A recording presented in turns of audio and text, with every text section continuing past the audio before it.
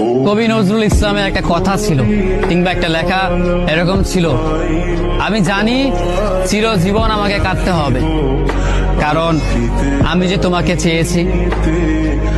আসলেই আমি যে তাকে চেয়েছি এই জন্য আমাকে সারা জীবন কাটতে হবে, কারণ আমি তাকে কোনোদিন পাবো না, আর পাইনি বলেই আমার কান্না করতে হয়। তাকে আমি প্রচন্ড ভালোবাসি বলেই আমার কান্নাটা আসে। তাকে আমি আমার করে পাইনি বলেই আমার কষ্টটা হয়। কবি নজরুল ইসলামের লেখাটা খুব দারুণ ছিল। আসলেই তাকে পাইনি বলে আমাকে সারা জীবন কান্না করতে হবে। যদি সে আমার এই ভালোবাসাটা বুঝতো, আমার এই অসীম ভালোবাসাটা বুঝে আমাকে একটু বলতো যে আমি অন্যদের মতো কখনোই তোমাকে ছেড়ে যাব না, তাহলে বিশ্বাস করুন পৃথিবীতে হয়তো আমার চাই